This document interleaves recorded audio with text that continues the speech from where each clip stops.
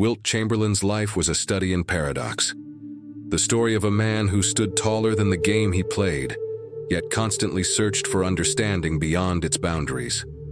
Born on August 21, 1936 in Philadelphia, he emerged from a world of narrow streets, modest homes, and restless ambition. The city's rhythm, its noise, competition, and resilience, formed the first foundation of his character. Even as a child, his physical gifts were unmistakable. He grew rapidly, a boy of uncommon height and strength. But what truly set him apart was how he learned to use those gifts with precision and intellect. In the crowded playgrounds and cracked courts of West Philadelphia, Wilt learned not only how to dominate, but how to endure. His mother, a teacher, instilled discipline and a love of knowledge. His father, a janitor, taught him the quiet dignity of labor. Basketball was both an escape and a structure, a way to turn difference into mastery. By high school, he had become a phenomenon, his games drawing spectators by the hundreds. Newspapers chronicled his every performance, and recruiters descended from across the nation, sensing they were witnessing a generational force. Yet even then, Wilt understood that greatness came at a cost. The same attention that celebrated him also confined him, defining him before he could define himself. When he chose the University of Kansas, it was a move from the familiar pulse of Philadelphia to the stillness of the Midwest. At Kansas, under legendary coach Phog Allen, he faced both admiration and isolation. Crowds filled every arena to see him, but few people truly knew him. His freshman year was spent on the sidelines. NCAA rules barred first-year players from varsity competition, forcing him to develop patience. When he finally stepped onto the court, his dominance was immediate and absolute. His combination of speed, strength, and grace altered the geometry of the game itself. Yet beyond the statistics, Chamberlain wrestled with solitude. As one of the few black athletes in a predominantly white environment, he experienced both token admiration and subtle alienation. He carried these experiences quietly, translating them into resilience and focus. The defining moment of his college career came in the 1957 NCAA championship game, a triple overtime loss to North Carolina. Despite being double and triple teamed, Wilt's performance was extraordinary. The defeat, however, revealed to him that individual brilliance could not always overcome collective structure.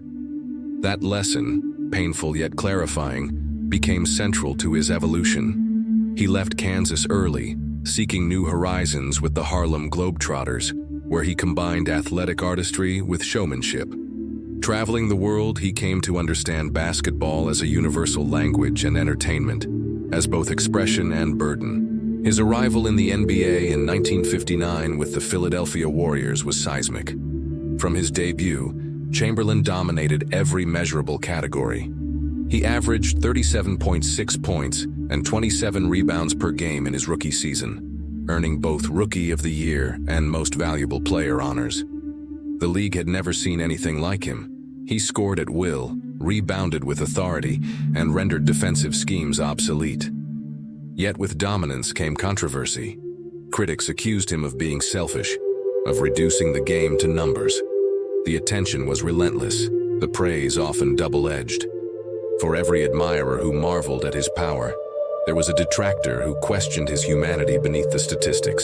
Then came the 1961-62 season, a campaign that entered the realm of myth. In one staggering display, he scored 100 points in a single game against the New York Knicks, an achievement still untouched in professional basketball. That season, he averaged over 50 points per game, a feat so extraordinary that it remains difficult to comprehend even decades later. Yet even as he reached statistical perfection, he confronted existential frustration. The Boston Celtics, led by his great rival Bill Russell, repeatedly denied him championships. Their rivalry transcended sport, embodying a contrast between individual dominance and collective success. Chamberlain's life became defined by this tension, the solitary pursuit of perfection in a world that demanded conformity to team play. In 1965, a pivotal shift occurred. Chamberlain returned to Philadelphia to play for the 76ers, a homecoming that brought both renewal and redemption. There, surrounded by talented teammates and guided by coach Alex Hannum, he began to transform his game. No longer content to simply score, Wilt refined his passing, improved his defense, and prioritized team cohesion. The culmination came in 1967, when the 76ers defeated Russell's Celtics en route to the NBA championship. It was more than a victory, it was vindication. Chamberlain had proven that greatness could evolve, that he could lead not merely through dominance, but through balance, strategy, and trust. 2 years later, the next great transformation arrived. Traded to the Los Angeles Lakers, Chamberlain entered the second act of his professional life. The move west was symbolic, a shift from the steel-gray streets of Philadelphia to the golden glow of Hollywood. Los Angeles demanded not just performance, but reinvention. Among stars, moguls, and media, Wilt learned to navigate spectacle without being consumed by it.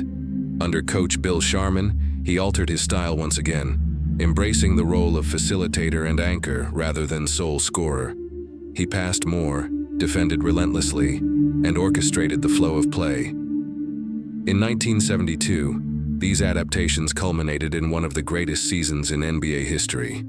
The Lakers won 33 consecutive games, a record still unbroken, and captured the championship. Wilt, once the archetype of isolation, had become the embodiment of collaboration. His Los Angeles years reflected maturity, both professional and personal.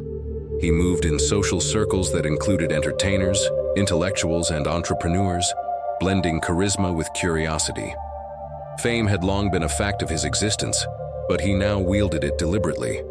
He used his visibility to challenge stereotypes about athletes, to expand opportunities, and to assert control over his own image. For Wilt Chamberlain, reinvention was not a concession, it was mastery of circumstance. When he retired in 1973, Chamberlain left behind an empire of numbers that seemed unreal. Over 31,000 points, 23,000 rebounds, and a collection of records unlikely ever to be surpassed. But his true legacy lay not in arithmetic, but in evolution. He had transformed the game itself, forcing the league to adapt its rules, coaches to reinvent their strategies, and players to expand their conception of possibility. His career was a mirror of the sport's development, from spectacle to structure, from improvisation to intellect. Retirement did not diminish his relevance. Chamberlain remained a public figure, eloquent, controversial, and endlessly compelling. He appeared on television, wrote books, engaged in business ventures, and spoke candidly about both the triumphs and the costs of greatness. His reflections revealed a man of considerable intelligence, aware of how myth had both exalted and imprisoned him. He often spoke about solitude, about the challenge of being exceptional in a world that demands sameness. Yet he did so without bitterness. There was humor in his recollections, pride in his achievements, and a steady undercurrent of wisdom born of endurance. He also became a quiet mentor, advising younger athletes not only on skill, but on character. He emphasized preparation, balance, and the understanding that fame was fleeting unless anchored in substance. His approach to fitness, diet, and longevity was decades ahead of its time, influencing the generation that followed him. In this way, Chamberlain's influence extended into the modern era of sport, where athletes are expected to be both performers and thinkers. Beneath the statistics and stories, however, lay a deeply human struggle. Wilt Chamberlain's fame was both gift and cage. His body, extraordinary in its capacity, became a metaphor for everything others expected of him: strength, dominance, invincibility. Yet he was introspective, curious, and at times lonely. The public saw a colossus. His friends saw a man searching for understanding. He lived fully, surrounding himself with people, ideas, and experiences. Yet the experience of being Wilt Chamberlain, of being singular, was one that no one else could share. In his later years, Chamberlain reflected openly on these contradictions. He acknowledged that being extraordinary could be isolating, that success carried its own form of solitude. But he also celebrated the beauty of competition, the joy of creation, and the satisfaction of self-knowledge. His tone was neither boastful nor apologetic. It was contemplative. He had lived the kind of life that resists simplification, one of immense achievement, but also of introspection and evolution. When he passed away in 1999, the world remembered the records, the numbers, and the highlights.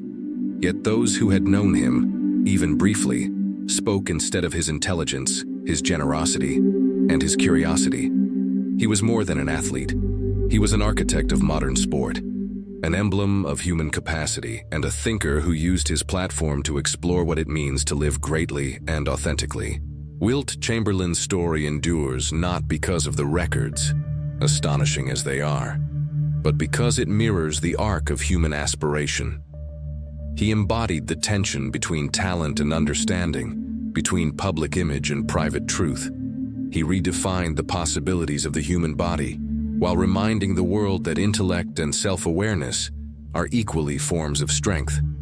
His life teaches that greatness is not a static achievement, but a continuous process of transformation. From dominance to reflection, from isolation to influence, from man to myth and back again. In the final measure, Wilt Chamberlain stands as both legend and lesson, a man who transcended the sport that made him famous, who embraced reinvention without losing authenticity, and who showed that even the tallest among us must still strive toward understanding. His story, sweeping and human, remains one of the most captivating in all of sports.